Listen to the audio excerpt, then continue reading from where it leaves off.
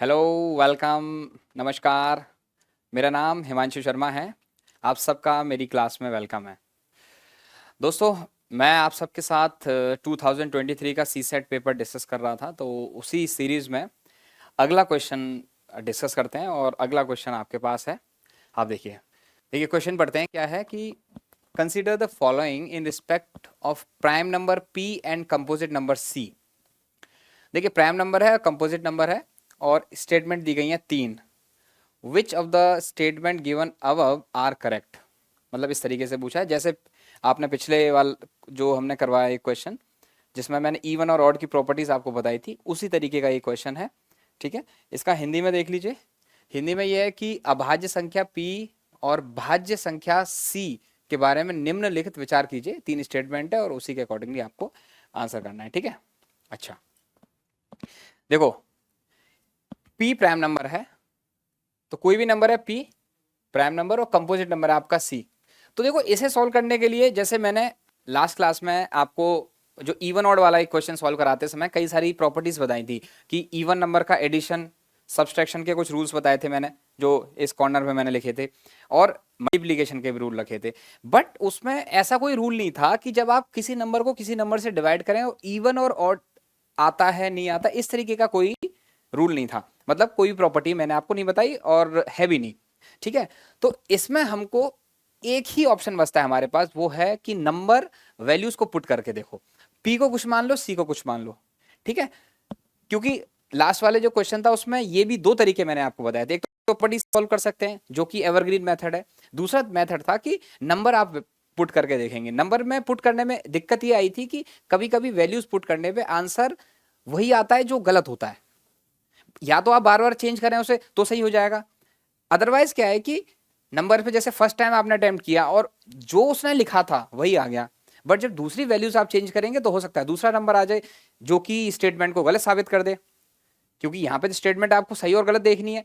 तो उसी तरीके से यहाँ भी हम वैल्यूज पुट करके देखते हैं कि पी और सी को। देखिए, पहली स्टेटमेंट है पी, तो लेट्स से हम मान लेते हैं कि पी मेरा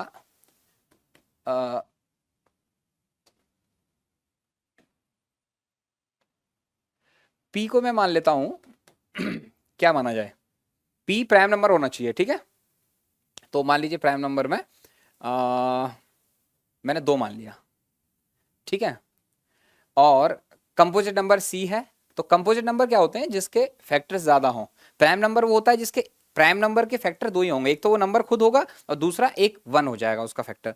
यहाँ ज्यादा, तो यहाँ पे टू मान लेते हैं। ठीक है, अभी सॉल्व करके देखते हैं इसको। ठीक,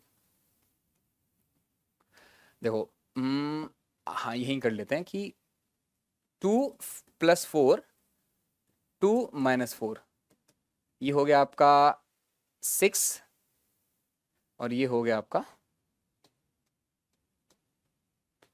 6, और ये हो गया आपका -2। तो इस तरीके से आपका -3 आंसर आ गया। इसने बोला है, देखो, इस क्वेश्चन को सॉल्व करने का एक सबसे बेहतर तरीका था कि जैसे मान लीजिए आप जल्दी में हैं, इसने लिखा है कैन बी इवन। सारी स्टेटमेंट पे निगाह डालो कि P+C/P - C can be even. Can be even, अब हिंदी में क्या है देखो, एक बार पढ़ के देखो। P+C और P - C सम, ये सम है। सम हो सकता है, नीचे वाला विषम हो सकता है। विषम हो सकता है या सम हो सकता है। तो वो ये नहीं कह रहा है कि ये सम ही है, वो ये नहीं कह रहा है कि ये विषम है, इवन है या ऑड है, ये बता नहीं रहा है। ये पूछा है कि ये इवन भी हो सकता है, can be even, can be odd. तो ऐसे क्वेश्चंस में ज्यादातर आप ये मान के चलिए कि हमेशा स्टेटमेंट सही होती है, तो आप बिना सोचे समझे भी इसे डी ऑप्शन टिक कर सकते हैं। बात समझ में आ रही है आपको कि ऐसे जब भी क्वेश्चंस मिले, ये आप जीएस में भी देखेंगे कि जब ये बात होती है ना कि नेगेटिव भी सही है और पॉजिटिव भी सही है, उल्टा भी सही और सीधा भी सही, तो ज्यादातर वो स्टेटमेंट आप सही मान सकते हैं। Can be even, can be, ज्यादातर मैंने बोला जनरलाइज वे में सामान्यतः आप इसे सही मान सकते हैं। अदरवाइज हम सॉल्व करके देखेंगे, वो हमारा एक बेटर ऑप्शन रहेगा। ठीक है, तो वैसे इसका आंसर ये डी आप टिक कर सकते हैं। तो आंसर तो मैंने आपको बता दिया, डी है इसका। अच्छा, यहां देखिए 2 + 4, ये -3 आ गया, तो -3 ये इवन नहीं आया है, ऑड आ गया है। इसने बोला कैन बी इवन, क्या ये नंबर इवन हो सकता है, तो ऑड भी तो हो सकता है, तो ये बात ठीक है। चलिए एक और एग्जांपल लेके देखते हैं। कुछ भी ले लीजिए। अब प्राइम नंबर 3 भी होता है, तो पी को मैं 3 ले लेता हूं। P = 3, ये स्क्रीन में आ रहा है? हाँ। और सी को मान लीजिए सी को आप अगर 8 ले लेंगे, 8 ले लेंगे तो 8+3 ये हो जाएगा 11 और 5, फिर वो कट डिवाइड नहीं हो पाएगा। तो ये वैल्यूज़ को इसको हटाइए, यहाँ हम ले लेते हैं 11 ले लेते हैं, इसे हटाइए, यहाँ पे मैं क्या लूँ तो वैल्यू बन जाए मेरी, अच्छा मैं 9 लेके देखता हूँ, ठीक है। हाँ, अब करते हैं इसे सॉल्व। ये क्या आएगी वैल्यू, 11 + 9 आपका 20 हो रहा है, 11 - 9 ये आपका 2 आ रहा है। ये एक बार देखिए, प्राइम नंबर हमारा बड़ा है ना इस बार, p - c करना है, तो 11 - 9 तो 2 आ रहा है, तो ये इवन हो गया।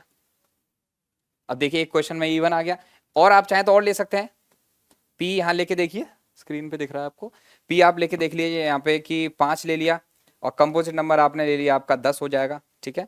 अब आप इसे सॉल्व करके देखेंगे तो इसके हिसाब से क्या होगा, p + c आपने किया तो 15 आ रहा है, और यहाँ पे p प्राइम नंबर छोटा है तो ये -5 आ रहा है, तो -3 आ रहा है। तो आप देखेंगे दोनों मिल रहे हैं। एक कंडीशन है कि जहाँ पे हमें ये ऑड नंबर मिल रहा है, ऑड नंबर है, ये कंडीशन है आपकी जहाँ पे आपको इवन नंबर मिल रहा है। तो और यही वो क्वेश्चन कह रहा है कि can be odd, can be even, या कैन बी ऑड भी लिख सकता था, इसने लिखा कैन बी इवन, अगली स्टेटमेंट में लिखा है कैन बी ऑड, तो कैन बी इवन है, तो ये स्टेटमेंट हमारी ठीक है, हमने देख लिया यहाँ से, बात समझ में आ गई, पहली स्टेटमेंट डन हो गई। अब सेकंड स्टेटमेंट पे आइए, 2p + c can be odd, उसने बोला कैन बी ऑड, क्या ये ऑड हो सकता है, विषम हो सकता है। देखिए आपको कल मैंने एक प्रॉपर्टी बताई थी, अगर आपको याद होगी तो, प्रॉपर्टी ये थी कि किसी भी नंबर को आप इवन नंबर से मल्टीप्लाई करेंगे तो हमेशा वैल्यू इवन होगी। तो 2p तो देखो यहां इवन है, ये 2p जो है ये तो मेरा इवन बन गया। तो 2p मान लीजिए प्राइम नंबर मैं कुछ भी ले लूं, मैंने ले लिया मान लीजिए 3 ले लिया, 3 ले लिया, ठीक है, प्राइम नंबर 3 हो गया। अब प्लस c है, कंपोजिट नंबर मान लीजिए मैंने यहां क्या लिया था, 4 लिया था, 4 ले लेता हूं, तो क्या हो गया 6 + 4 10, ठीक है। 2 × फिर चेंज कर लेते हैं वैल्यू, इस बार ये ले लेते हैं, ये प्राइम नंबर 11 ले लेते हैं, तो 22 हो गया, 22 प्लस कंपोजिट नंबर क्या था 11 के साथ, 9 लिया था मैंने, ठीक है। क्या आ गया आपका, ये हो गया आपका 22 और 9 हो गया आपका 22 और 9 31 हो गया, ये ऑड मिल गया आपको। देखिए एक बार इवन मिला, एक बार ऑड मिल गया, तो ये दोनों कंडीशन फिर से हमारी प्रूफ हो गई कि ये आपका ऑड हो जाएगा, कैन बी ऑड, डन हो गई। p × c, अब तीसरी स्टेटमेंट को यहां देख लेते हैं। तीसरी स्टेटमेंट में आप देखेंगे तो p मान लीजिए 2 है पहले एक बार, और 4 ले लिया, p × c तो 8 आ रहा है, 11 × 9 99 आ रहा है, एक बार इवन एक बार ऑड, यही वो कह रहा है कि can be odd, can be even. तो बात समझ में आ रही है आपको कि can be odd, can be even, मतलब सब सही है। तो मैंने आपको स्टार्टिंग में बताया था कि तीनों स्टेटमेंट अगर ऐसे आती हैं कि कैन बी, मे बी, क्या ये हो सकता है, तो बस आप सही मान के चलिए, आपको कुछ नहीं करना था, तीनों में टिक कर देते, आंसर आपका डन हो जाता। तीसरी ये डी ऑप्शन इसका आंसर है, 1 2 3 तीनों स्टेटमेंट करेक्ट है। देखिए आप यहाँ पे ये p + c सम हो सकता है, ये समय नहीं सम है, ये हमारे डीटीपी साहब ने कर दिया है, हो सकता है, तो बिल्कुल हो सकता है। अभी आपने देख लिया, ये हो सकता है, ये भी हो सकता है, ये भी हो सकता है, आंसर डी भी हो सकता है, नंबर 2.5 मिल गया पूरा। बात समझ आएगी आपके। तो बेसिकली क्या है कि प्रॉपर्टीज ऐसी कोई नहीं है कि जिसे डिवीजन में करें, प्लस माइनस में और इनटू में हाँ है हमारे पास प्रॉपर्टीज हैं, बट अपॉन में नहीं है कि न्यूमरेटर में क्या है, डिनोमिनेटर में क्या है, उसमें कोई प्रॉपर्टी ऐसी नहीं है तो जिसे आप सॉल्व करके निकाल सकते थे। वहां पे वैल्यूज पुट करनी चाहिए, वैल्यूज जब भी पुट करो तो हमेशा एक नहीं, 1 2 3 मतलब वैल्यूज को एक सेट्स को मत अप्लाई करना, 2 सेट कम से कम वो 3 सेट पे देखना है, ठीक है।